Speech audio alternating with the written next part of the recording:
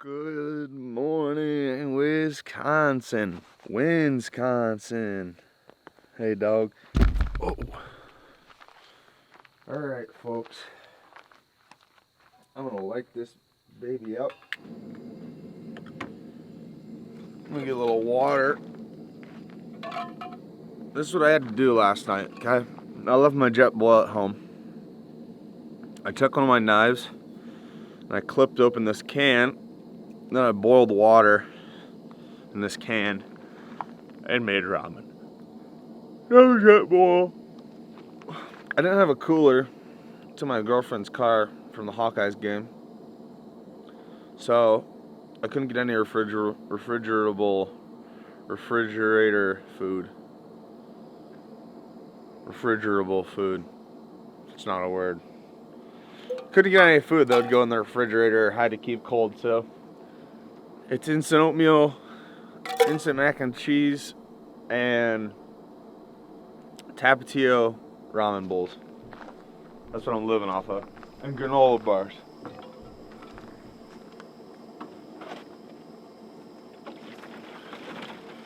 Take the water.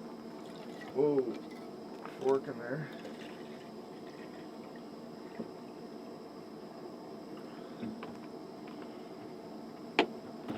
I'm gonna make a little bit of extra because I'm gonna have some instant coffee out of my pot here. So it slides right in between all the prongs. And you just crank it up. Crank it up, dog. Crank it up. We're gonna hunt today, dog. Today's the first hunt of the season. I just saw a shooting star. The stars are immaculate outside. The Big Dipper. Oh my God, it's cold. The Big Dipper was right in my face last night when I was making Tapatio ramen. Perfect. Oh yeah, we're somewhere in Wisconsin. Making instant oatmeal kit. And I'm gonna have some coffee here. So that's my plan. Then I got a little bit of a drive. My phone's still in my tent. GoPro batteries are still in my tent.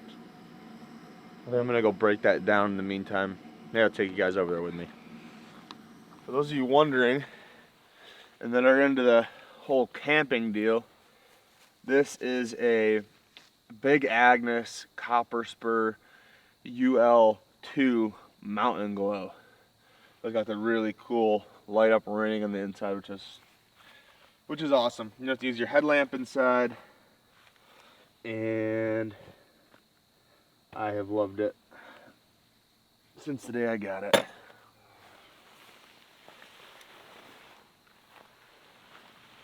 Ah, that thing is soaking wet. Good thing I put that cover on. Otherwise I would have been sopping wet in there.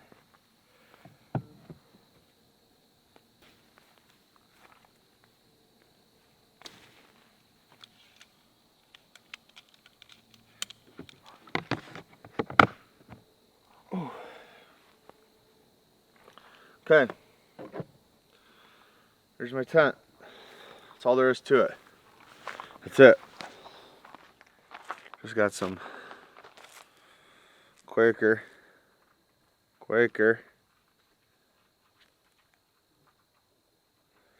Oats. Not sponsored. Folgers. Dark roast. Classic roast. Excuse me. Instant coffee. Can't beat it. Don't want to spend much time making coffee.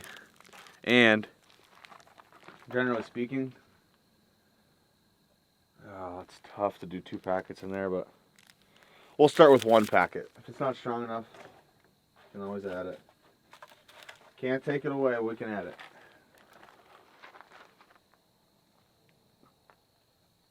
Well, folks, I don't know if you can see that or not. No card in the GoPro. Gosh darn it.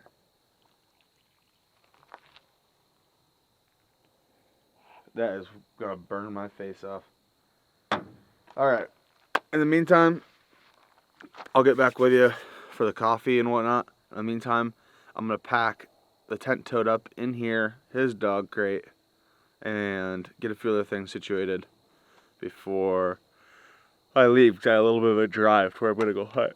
So, excuse me, and we'll be back with you here in a little bit. I'm all ready. I completely forgot my micro SD cards at home, so we got no second angle this morning. But I'm gonna run to Walmart at lunch and grab some. It's starting to crack. Daylight behind me, you can kind of see. This is a way exaggerated compared to what it really looks like. It's just barely cracking. This camera just picks up light so well. But we're gonna get started walking here. I'm not gonna be able to film that much of the walk, so I got so much stuff to carry, and I don't have my GoPro with me, and this camera's heavy as hell. So I'm just gonna start walking there. We're gonna get in the tree, get set up. First hunt of the year. Just gotta work some kinks out here. And Goose is gonna hold on the fort. Hey, what do you think? You gonna hold down the fort today? Huh? Stay. Stay. You be good. Don't tear up the truck. Well, aside from not seeing any deer, this morning's been okay. First hunt of the year, hang and hunt is always kind of a crapshoot. But I was up in the tree in 15 minutes when I got to the base of it. One thing with public land is it's always a struggle finding a tree, especially in the dark, land you're not familiar with. It's just tough. One thing that I forgot this morning was my fluid head. So I'm holding the camera in my hand right now, and I don't even have an arrow nocked. I'm just hanging out, observing. I'm not going to shoot a deer off camera, because that's not what we're here to do, but a little bit frustrating. But at the end of the day, at least I know that my system worked this morning and I got some practice in. I guess that's the best.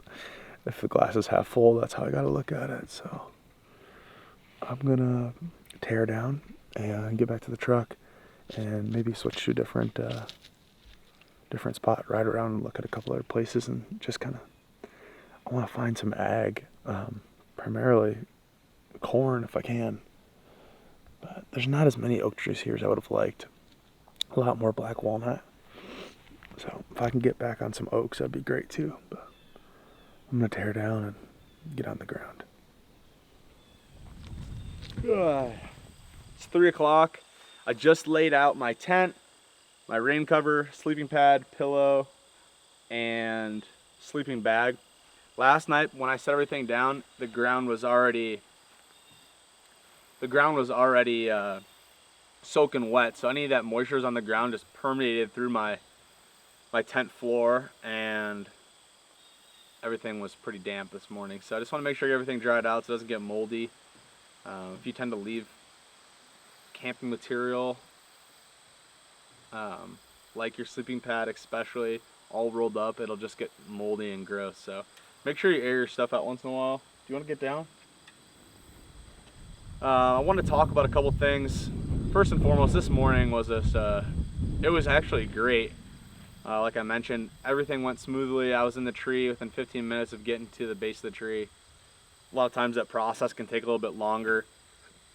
Excuse me. Early in the year when you don't have a process down, but I've been doing it for a while now, so there he goes. So that one all went good. I put the camera arm in the tree and I noticed that I didn't have my fluid head with me. So if you can imagine, the fluid head, for those of you that don't know, allows you to tip your camera like this and turn it. And if you just screw the camera onto the camera arm, you lose all this mobility. So your camera's just stuck, and it's just a bad deal. So I didn't even screw the camera on there. I was just gonna film any deer that walked past, and I was pretty much dedicated to not shooting a deer this morning. That being said, I wanted to mention a couple things. Last year, I know I mentioned a couple times that this was completely funded out of pocket, and that's completely true. We spent a lot of money just traveling around. Number one, fuel costs are through the roof, as you guys know. Even the cost of food, everything's up. So tags, food, and fuel eat your bank account up pretty quick. That being said, I wanted to, give thanks to a couple different people. One would be Val Camo, and they came on with us this year, and I'm rocking the Muscle Shell pants right now. And got a couple other pieces here, just early season stuff that I'll wear. This is their Fox River Merino Crew. Wool, for those of you guys that don't know, it can be sopping wet and it'll still retain its value and warmth. So it'll keep you warm. It wicks moisture away really good, and it doesn't hold almost any odor. I wore a pair of merino boxers for almost 7 days elk hunting, and I gave them the smell test at the end of the 7 days. Nothing. It's incredible. So that being said, for those of you that are maybe camping or don't have a way to wash your clothes, merino wool is definitely going to be something you want to look into. Just for that reason, that it allows you to kind of extend the life of your garments as far as scent control, odor control, whatever you want to call it. Another option, and this time of year, like I said, this is early season stuff. This time of year, a lot of times I'll wear a t-shirt in and I'll bring something with me, just to, when it starts to cool off the end of the night or first thing in the morning. That way I'm not sweating like crazy going to the stand. For those of you guys that like to have a quarter zip, some people do, some people don't. They have a Cheyenne Merino quarter zip, essentially the same exact garment as that Fox River Crew, but it offers a quarter zip. They also have, I don't know if I have it out here. Yeah, I do. This is also another early season pant that I'll wear. This is the field pant, and this will come straight from Val. So if you go on Val's website, they have quite a few different options there as far as late season and early season outerwear. These pants are really nice. They have a stretchy material, so when you're putting your foot up on the first step of a climbing stick, or whatever the case is, you gotta crouch down, crawl, the pants stretch with you, and they don't limit you like a pair of jeans would if you try to lift your leg up. I just gotta say thank you. You guys know who you are, Hunter, Mark, everyone over there. Really appreciate you guys' help this year. I can't put into words, even the small things go such a long way, especially for someone that's funding everything out of pocket. So, thank you guys so much. This is a really cool company. It has a pretty cool locking system. The Versa buttons come through the back of the stand, so when you strap your stand together to keep it from coming apart and clanking, the back of the platform actually, the back of the seat comes through the platform, and it locks the seat, so you can put your backpack on there, whatever you need, and it's just pretty cool that they designed that and thought of that. And I can't wait to see if this is what they're going to come out of the gate with. It's just amazing to think what they're going to come up with in the future. So Element Stand Company, Val Camo, go check their stuff out, guys. Really cool stuff. And yeah, got about a 20-minute walk in. I'm gonna walk this road down to the edge of the private and then cut in along the corn. Make our way back. We got a wind coming out of the north tonight, blowing right into this cornfield. I'm hoping to catch anything that's bedded on these big ridges behind us. Give a little look around. Those big ridges up there, and that one, you can't see the tree, but those big ridges up there is where those deer are bedded at, and potentially some in this creek bottom as well. That's the movement we're hunting tonight, and you just never know. You don't know unless you go. Put Goose in the truck, which I didn't want to have to do, but it's very breezy and it is cool outside. Then I felt the floor mats in the truck. They're out of the sun and they are cool to the touch, so if he needs to get down and away from the sun, he can, and the sun's going to be setting soon. I cracked all the windows open, so he'll be perfectly fine in there. Still worry about him, but I know he'll be fine.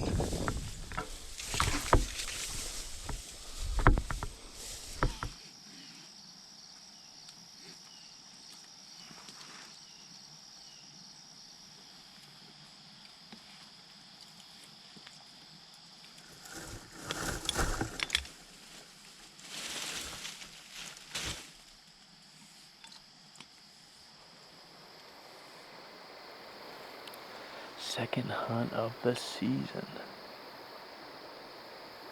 I'll tell you what, I love not being freezing cold and not having to worry about wearing gloves. I hate wearing gloves. But I'll tell you what, it's right now it's kind of the best of both worlds because we're getting some colder temps, 40s in the morning. Today's been relatively cool, but still enough to make you sweat. I just can't wait for the leaves to start falling off the trees and for things to really cool down. We're gonna have shade here in about 15 minutes. It's gonna just ease down below the back of this ridge. And I wouldn't be surprised to have deer moving earlier than later. Just due to the fact that it's secluded back here. It's the back end of this corn. There's a big ridge behind where these deer should be bedding at. There's a creek. Come down and get some water. Being that it's been decently warm today. It's just really thick back here. I can just see deer feeling really safe walking around a little bit earlier. Again, we're sitting in a black walnut tree. I don't know what it is. I can't get away from these black walnut trees. This one's a bit smaller than the one we were in earlier. And if I move, the whole tree shakes around. It's only this big around up here. So I'm just trying to be careful because I'm just at the end of this clearing. I got the wind in my face and I'm hunting the movement from deer crossing the creek coming off this ridge and also coming off this creek bottom here. You can hear the water in the background. I've got a road over my shoulder. So a lot of background noise. That sets up pretty good for a guy that's going to come in here and hang and hunt. That being said, another benefit and something to think about is that this creek behind me, due to the fact that the wind's in my face coming out of the north blowing south, the creek is south of me. When the sun does go down, my thermals should just naturally suck down into that creek. And basically I'm using it as kind of a fence. So the deer can't get behind me. Obviously there's still timber back there, so deer potentially could be back there already, but I haven't heard any deer blow yet, so I'm going to say I'm pretty safe at this point. It's just something to think about. Use geographical features like rivers, creeks, ditches to suck your scent down into as the evening carries on. Why can't I talk? I'm all choked up. I saw my first scrape of the year in Wisconsin. I talked to this guy for a while. He said he hasn't found any scrapes yet. There's a scrape right there. Probably, I'd say it's probably 58 yards. 10 yards off, 68 yards. But any deer that comes through here, I should have a good shot at as they come through this little clearing, meadow, whatever you want to call it. So, I'm going to sit back, get ready to put my my quarter zip merino top on when it starts to cool down because I sweated a little bit coming in, so I just know as soon as that sun goes down I'm going to get chilled. Anyway, should be a good night. Hopefully we see our first deer of the season.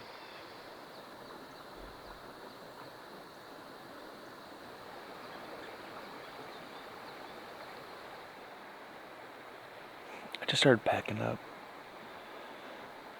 I was dead. This place looked awesome. I found a scrape coming in, first scrape I found here in Wisconsin, and had corn. Thought that there'd be some more deer in here. I did see one deer cross the road. So, excuse me, if there's one thing that tells me that it's just they're on acorns. Either that or she hit my scent, hit my ground scent coming in and buggered off. But I'm shivering cold. I'm gonna leave a cell camera down on that scrape, and I'll be back here next week. So, just gonna give it a little bit of time and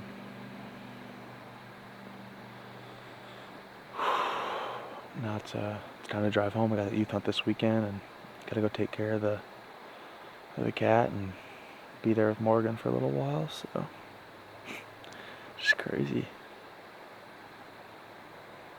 Anyway, I'm gonna get this stuff tore down. And thanks for watching, guys. If you haven't yet, please subscribe to the channel. We're just gonna keep it rolling. If we kill, we kill. If we don't, we don't. That's how hunting is. A lot of these channels, and not to say they're bad, but a lot of these channels and TV shows especially, they don't give you the real experience of what hunting is about. And a lot of times the episodes you watch are just it's kill after kill after kill, and in reality that's not the way it is. They don't show you, the trials and tribulations of their season, and I think it's cool to showcase that. So anyway, while it might not be the most exciting episodes to watch, at least you get to follow along day by day and just kind of, I guess, experience the season or live the season. I don't know what I'm trying to say. I guess what I'm trying to say is at least you get to have the full experience and follow along through the lens and see most of what I see and enjoy what I enjoy. And so that's it, guys. Have a good night. I'm out of here. Driving back to Iowa tonight. See ya.